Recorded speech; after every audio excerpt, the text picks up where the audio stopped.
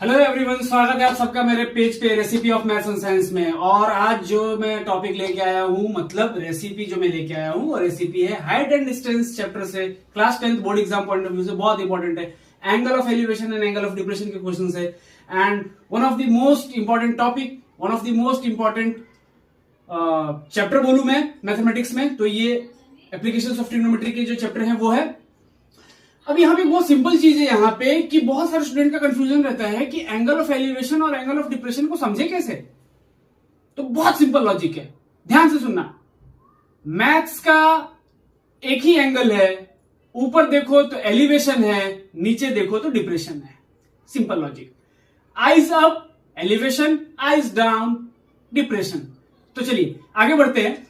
Board पे आप देख रहे होंगे कि एक क्वेश्चन लिखा हुआ है, एक क्वेश्चन लिखा हुआ है। क्वेश्चन है हाइट एंड डिस्टेंस पे। क्वेश्चन बोल रहा है कि एक लड़की है, a 1.2 metre tall girl spots a balloon moving with the wind in a horizontal line at a height of 88.2 meter from the ground. The angle of elevation of the balloon from the eyes of the girl at any instant is 60 degree.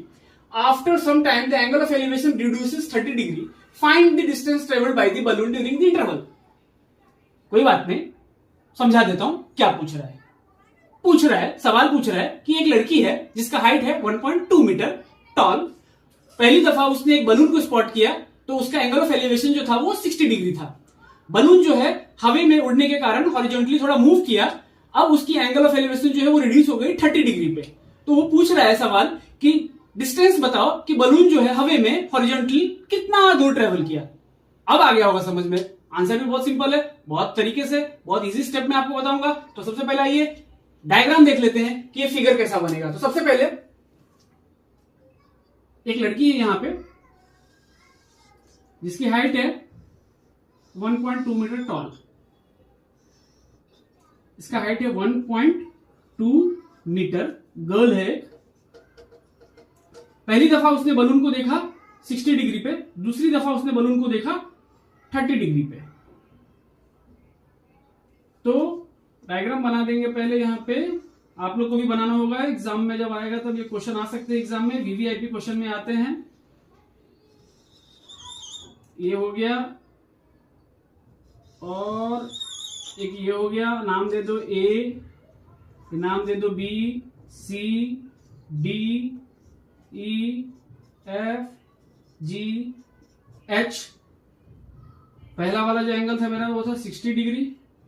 दूसरा जो elevation जो लड़की देख रही है वो 30 degree है। आपको पूछ रहा है डिस्टेंस कितना ट्रेवल किया है बलून ने। डिस्टेंस ट्रेवल किया है मतलब आपको जो ये जो डिस्टेंस है ई से लेके जी तक का जो डिस्टेंस है वो आपको पूछ रहा है, क्योंकि बलून आप देख रहे होगे कि एक पॉइंट से दूसरे पॉइंट पे जब आया है तो उसका डिस्टेंस आपको कितना है। यहां तक आपको क्लियर होगा बहुत। अब ये जैसी डायग्राम बना होगा अब आपको समझ में आ गया होगा आपको करना क्या है। तो tan थीटा जो होता है एंगल ऑफ एलिवेशन और एंगल ऑफ डिप्रेशन में, तो वो tan थीटा को हम यूज करते हैं हाइट एंड डिस्टेंस के क्वेश्चन को सॉल्व करने के लिए। तो अब जब यहां पे देख रहे होंगे तो मैं देखूंगा पहले कि in triangle A C E, in triangle A सी ई में अगर मैं देखूं तो क्या हो जाएगा मेरा A E upon C E is equal to tan theta. तो थीटा यहां पे थीटा का जो वैल्यू है वो मुझे दिया गया है 60 डिग्री दिया हुआ है। और यहां पे ये भी जो हाइट जो दी हुई है वो 88.2 मीटर की दी हुई है। तो A upon C is equal to tan 60। अब आप देख रहे होंगे कि ए और ई का मुझे नहीं पता है कितना हाइट है। ए एफ का मुझे पता है क्योंकि बी एच का हाइट जो है 88.2 है। तो बी एच जो है वो क्या है, वो हॉरिजॉन्टली क्या हो रही है, हॉरिजॉन्टल की तरफ जा रही है। मतलब ये बी एच जो है वो ए एफ के क्या है बराबर है, क्योंकि लड़की का हाइट जो है 1.2 है। उसका जो एंगल ऑफ एलिवेशन होगा वो हॉरिजॉन्टल से ही एंगल बनते हैं। तो यहाँ पे हॉरिजॉन्टल से ही एंगल बन रहे हैं। तो एक एंगल यहाँ बना, एक एंगल यहाँ बना, तो प्लेन क्या है उसका एक ही है। तो ये हाइट मेरी क्या हो गई, सेम हो गई। तो जब मेरे को जब बी एच पता है तो मैं क्या कर सकता हूं, ए निकाल सकता हूं। ए कैसे निकलेगा, तो मैं यहां पे साइड में आपको लिख के देता हूं कि ए ई जो होगा वो ए क्या होगा। तो ए आप थोड़ा फिगर में देखोगे तो मैं अगर ए एफ में से ई एफ को अगर निकाल दूं तो हो जाएगा। A F minus E F को निकाल दूं तो हो जाएगा। तो अब आप देखोगे एफ मतलब मैंने आपको पहले बताया बीएच, तो 88.2 माइनस लड़की का हाइट है 1.2 मीटर, तो मेरा कितना आ गया 87 मीटर, मेरा क्या आ गया ए आ गया। अब जब आ गया तो अब आपको क्या करना है, उसमें आप पुट कर दो 87 upon C E is equal to 1060 का वैल्यू क्या होता है फटाक से √3। फर्स्ट हो गया ये। अब इसको थोड़ा सा सॉल्व कर लेंगे तो मेरा क्या आ जाएगा, सीई इज इक्वल टू क्या हो जाएगा मेरा 87 अपॉन √3 हो जाएगा। मैं ऊपर नीचे √3 से क्या कर रहा हूं मल्टीप्लाई कर रहा हूं, तो मेरा आंसर कितना आ जाएगा, उसके बाद मेरा आ जाएगा 29√3 मीटर मेरा आ जाएगा सी। कैसे आया 29, अगर √3 नहीं समझ में आया तो बता देना, मैं उसको बाइफर्केशन करके आपको कमेंट सेक्शन में डाल दूंगा। नेक्स्ट एक ट्रायंगल तो हो गई, अब ट्रायंगल दूसरे ट्रायंगल की बारी आती है। अब ट्रायंगल आता है बीसीजी।